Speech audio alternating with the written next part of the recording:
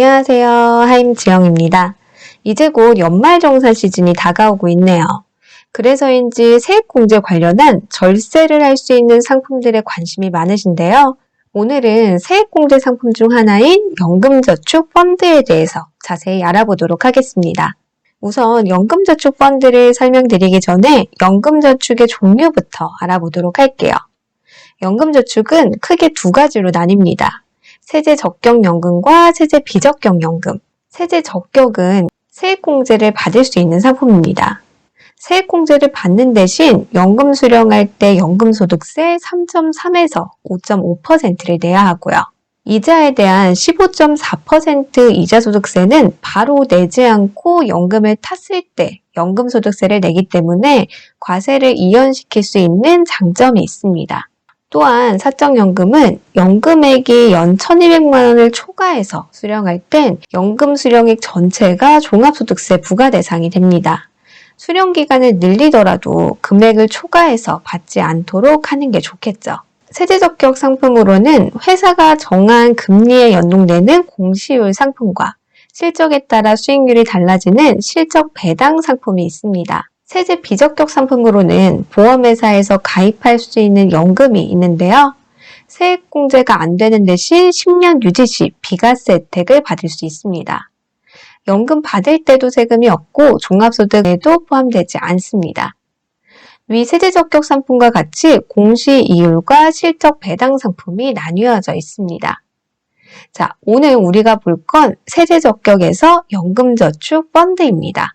세액공제 상품 3가지 중 연금저축펀드를 최근 가장 많이 선호하는데 그 이유는 2가지 상품보다 연금저축펀드의 장점이 많다 생각하기 때문입니다. 그럼 연금저축펀드의 장점부터 알아볼까요? 첫 번째, 원하는 시기 때 원하는 금액을 자유롭게 저축할 수 있다는 겁니다.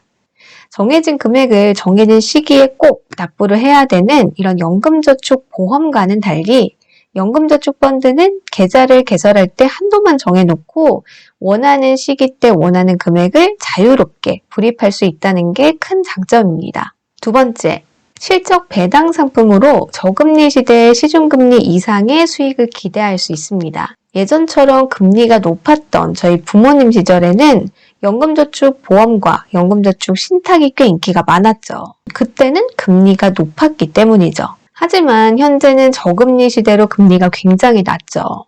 연금저축 보험과 같은 금리연동 상품은 이제 메리트가 없어졌고 연금저축 신탁 역시도 주식 비중이 높지 않기 때문에 1에서 2%의 수익률이 평균 수익률입니다. 하지만 연금저축펀드는 증시가 우상향한다는 이런 장기적인 관점으로 최근 들어 제일 많이 하고 있는 추세입니다. 펀드의 투자 수익으로 시중금리 이상의 투자 수익을 기대할 수 있죠. 세 번째, 연금저축 보험보다 수수료가 저렴하다라는 겁니다. 보험회사는 특성상 내가 매달 불입하는 금액에 대해서는 10% 정도의 수수료가 차감되지만 은행과 증권사는 그에 비해 수수료가 저렴한 편입니다. 단 보험은 초기 수수료가 높지만 추후 납입이 끝나면 수수료가 상당폭으로 줄어들긴 하죠. 네 번째 연금저축펀드의 장점은 세제 혜택을 받으며 투자하고 노후자금을 준비할 수 있다는 겁니다. OECD 국가 중 한국이 자살률 1위라는 걸 알고 계신가요? 그중 노인의 자살률 1위는 바로 경제적 어려움 때문입니다. 선진국과 복지제도나 보험제도가 다르기 때문에 기초연금인 국민연금만으론 당연히 노후 생활이 어렵죠. 현재 국민연금 평균 수령액이 약 70에서 80만 원인데 생활비로 과연 가능할까요? 국민연금 소득 대체율도 점점 줄어들고 있는 상황입니다. 2017년 기준 최소 부부가 필요한 노후자금은 176만 원입니다. 퇴직연금이나 개인연금이 필요한 이유죠. 노후자금이라는 것은 여유 있어서 준비하는 사람은 드뭅니다. 여유는 만들어서 준비를 해야 되는 거죠. 다섯 번째, 중도 인출이 가능하며 투자한 펀드 변경도 자유롭다는 것입니다. 본인의 투자 성향에 맞는 펀드들을 선택할 수 있다는 것도 장점으로 꼽힙니다. 자, 이번엔 단점을 알아보겠습니다. 첫 번째, 원금 손실 가능성이 있습니다. 펀드에 투자하는 상품이기 때문이죠. 시장은 상승과 하락을 반복해서 움직이기 때문에 시장의 변동성은 알고 장기적인 관점으로 투자하셔야 합니다. 두 번째, 실적 배당 상품입니다. 이것은 장점이자 단점이 될 수 있는데요. 연금저축보험 같은 경우는 금리에 따라 연동되어 운영되기 때문에 가입만 해놓고 따로 사실 관리가 필요 없습니다. 그때그때 보험사의 공시율에 따라 변동이 되죠. 이자는 적지만 확실한 이자를 지급해줍니다. 하지만 연금저축펀드는 펀드의 수익에 따라 수익이 확정되기 때문에 시장 상황에 맞춰 내가 펀드를 바꿔줘야 할 때가 있고 또 수익률에 따른 관리를 본인이 직접 해야 한다는 그런 부담감도 있습니다. 하지만 요즘에는 알아서 자산을 배분해주는 펀드들도 있어서 예전과는 달리 선택의 폭이 많이 넓어진 상태입니다. 세 번째, 55세, 그러니까 연금 개시를 하기 전에 중간에 해지하게 되면 총 누적액의 16.5%가 날아가게 됩니다. 자, 이것을 이해하려면 연금저축펀드의 세제 혜택부터 한번 볼게요. 연소득에 따라 세액공제율은 달라집니다. 자, 표를 보면 아시다시피 소득이 적을수록 공제받을 수 있는 금액이 큽니다. 연금저축펀드 계좌에 총 연간 1,800만 원까지 넣을 수 있지만 연 공제 한도가 400만 원이 최고이기 때문에 이 400만 원을 초과한 금액에 대해서는 공제를 받을 수가 없습니다. 연소득이 5,500만 원 이하이면 공제율이 16.5%로 최대 66만 원을 공제받을 수 있으며 1억 2천만 원 이하면 13.2%의 공제율로 최대 52만 8천 원을 공제받을 수 있죠.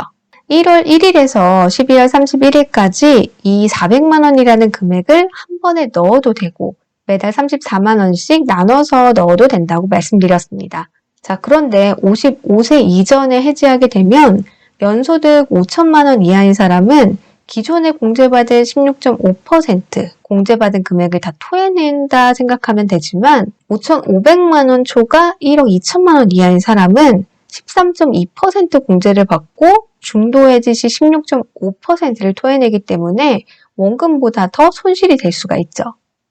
자, 그러니까 연금 재원으로 장기간 유지하는 상품인 만큼 본인의 소득과 재무 목표, 현금 흐름 등을 잘 보고 적정한 금액으로 납입을 해주시는 게 좋습니다. 방금 중간에 해지를 하면 16.5% 기타 소득세를 뗀다 말씀드렸는데요. 공제받은 금액 이상으로 납입한 금액에 대해서는 중간에 인출을 하여도 16.5% 기타 소득세를 떼지 않습니다. 자, 예를 들어 2017년에 총 받을 수 있는 400만 원 한도를 납입하고 초과로 300만 원을 더 납입했다고 가정해 볼게요.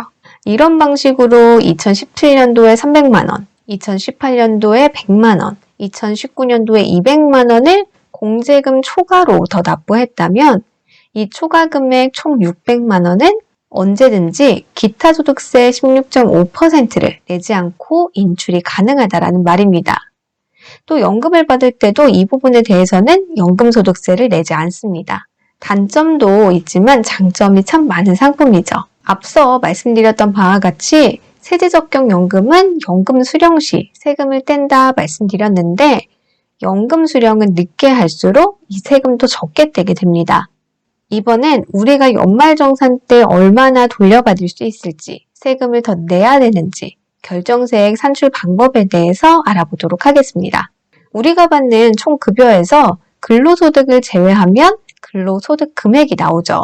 여기서 인적공제와 연금보험료, 건강보험료, 신용카드, 체크카드 공제액 등 종합소득 공제를 빼면 과세표준이 나오게 됩니다. 과세율에 세율을 곱하면 산출 세액이 나오게 됩니다. 이 세액에서 세액공제 받을 수 있는 보장성 보험료, 의료비, 자녀 세액공제, 연금저축 세액공제 등을 빼면 결정 세액이 나오죠. 거기서 기납부한 세액, 즉 원천징수액을 빼면 차감징수 세액이 나오게 됩니다.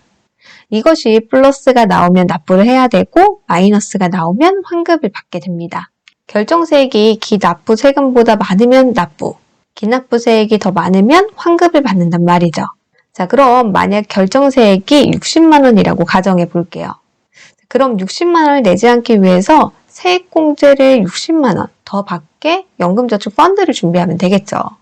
자, 그럼 총 연금저축 계좌에 얼마를 납입하는 게 좋을까요? 자, 지금부터 계산 방식을 말씀드리겠습니다. 근로소득이 5,500만 원 이하인 사람을 예를 들어 볼게요.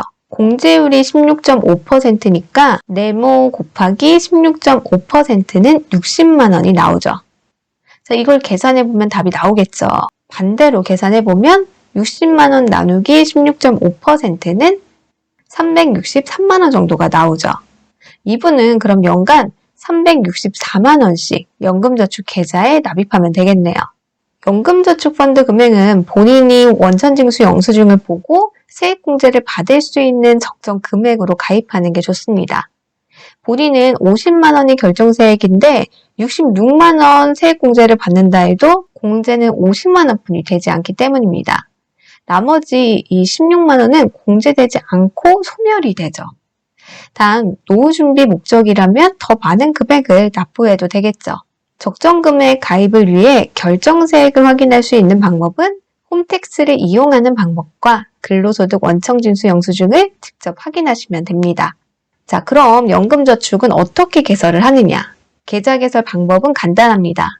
증권사에 내방하거나 어플로 연금저축펀드 계좌를 개설한 후에 계좌로 입금하시면 됩니다. 입금 금액은 본인이 원하는 시기에 원하는 만큼 자유롭게 납입이 가능합니다. 그 다음 투자의 펀드를 선택해 주시면 되는데 MMF에 두어도 세액공제는 받을 수 있습니다. 너무 급하게 펀드를 설정할 필요는 없는 거죠. 펀드를 선택하면 펀드 운용 실적에 따라 투자가 되고 납입하는 기간 동안 세액공제를 받으며 55세 이후 연금으로 수령하게 됩니다. 자, 오늘은 연금저축 펀드에 대해서 알아보았습니다.